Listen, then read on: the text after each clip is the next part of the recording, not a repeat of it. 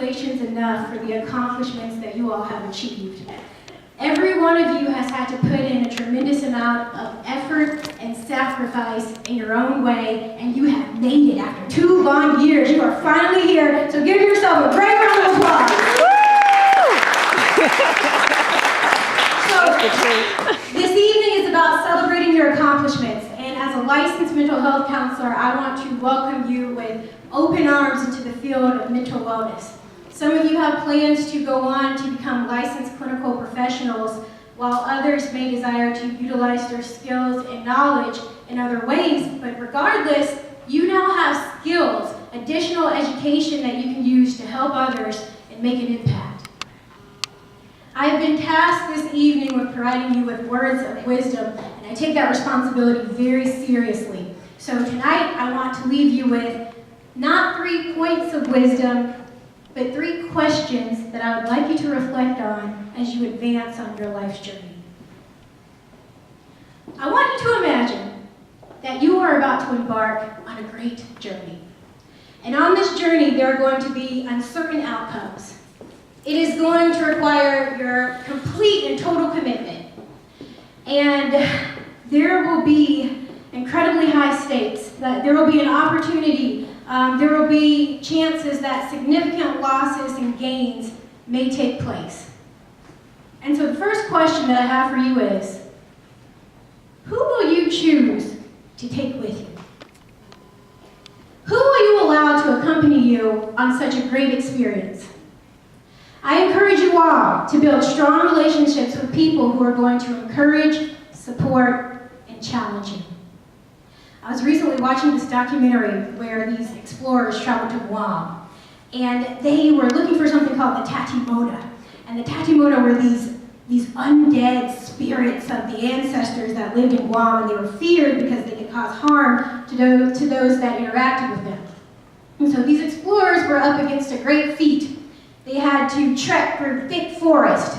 There were these giant insects and snakes that were lurking about. They had to descend from tall cliffs.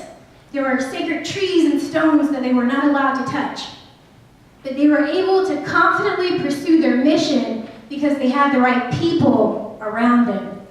There was a paramedic who was skilled in medicine, and he could administer medication if someone punctured their knee on a rock. They had a navigator there, someone who could provide the group with direction, someone who could tell them the right paths to go down, the trees that were sacred and shouldn't be touched, the caves that were safe to explore. There was an encourager there. This person lifted the spirits and the morale of the group when people were down and thought that they couldn't travel any longer. He was intrepid. He wasn't afraid to take risk and to help people push past their limits. They were able to pursue their mission because they shared their skills and talents with each other. So I say that to say, as you move on, look for professionals, look for people who are going to share their skills, their talents, and their experiences with you. Establish relationships with people who are going to propel you towards your dream. The people you allow to share your dreams with will either have you succumb to their mediocrity, or they will help catapult you into prosperity. And know too, that some of the steps in your journey may have to be taken alone, and that's okay. It's okay to step off that path, because even if you have a strong team of people around you, sometimes people grow too tired. Sometimes they're too fearful to keep going. But never let the hesitation of others make you deviate from the path that you were meant to walk. Keep pushing, keep moving forward, and you will discover things that no one else knew was possible. And so here's my second question for you. How will you turn obstacles into opportunities? How will you choose to view disappointment, challenging situations, failure? We know that some of the most iconic figures in time have dealt with great adversity. There is no success without great adversity. So I encourage you to welcome it into your life, because every challenge you take is just a bridge, and it's leading you to a point where there's going to be 2 paths. And that first path is going to lead to pity, self-doubt, and defeat. And that other path is going to lead to hope, creativity, inspiration, and limitless options that you can use to pursue your passion. There was a woman in my home state whose friend had been diagnosed with cancer. And so she bought her friend a little doll. And together they decided to call this doll Lemonade. And so the purpose of Lemonade was that it was going to be with her friend while she did all of her cancer treatments and while she visited her doctors, so she would know that people were thinking of her even if they couldn't be with her. And that's what the friend did. She took this doll with her and she found comfort in it whenever she had to do a treatment. Little did the woman know that later, months later, her friend would be passing this doll right back to her because she had just been diagnosed with breast cancer. And so the woman did just as her friend had did. She took the doll to all of the cancer treatments, all of the doctor's visits, and she found comfort in it. And when she was done with her treatment, she gave Lemonade to someone else. And when they were done with their treatment, they gave Lemonade to someone else. And the idea of this comfort doll that was helping people get through the emotional turmoil of cancer became so popular that the two women got together and they created an organization called Lemonade and Friends Incorporated. They now ship dolls out to men, women, and children who are dealing with cancer to over 30 states and over 33 countries.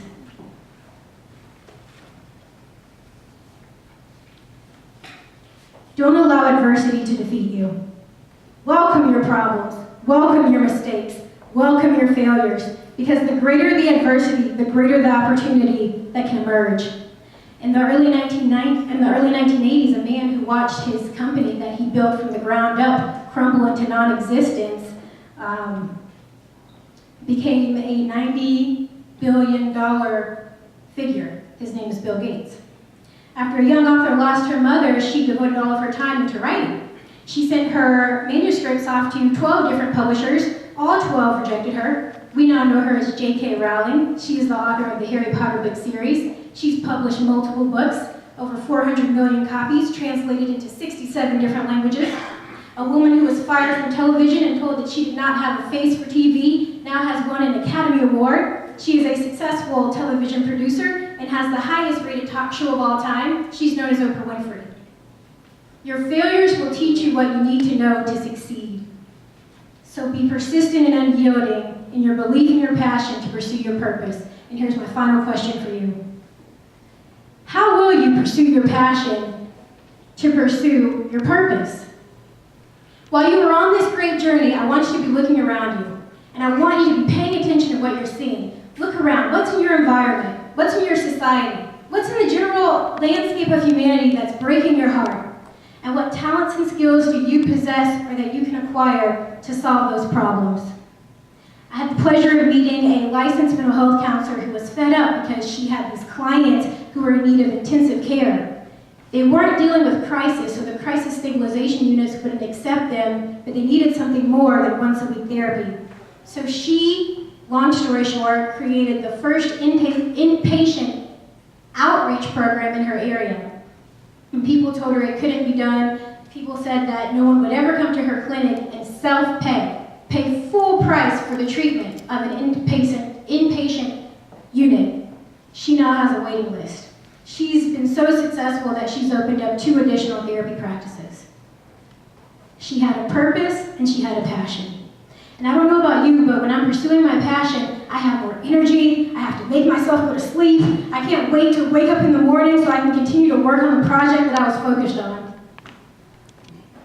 So your passion will always lead you to your purpose. So think about again, what breaks your heart and what are you willing to do about it? I'll leave you with this. As you advance on your adventure, be fearless. Step off the path if you need to, and start the first of fresh footprints that will eventually create a new path for the others that will travel behind you. The journey is yours, but it's up to you how many steps you choose to take, how far you want to go, what direction you choose to walk in.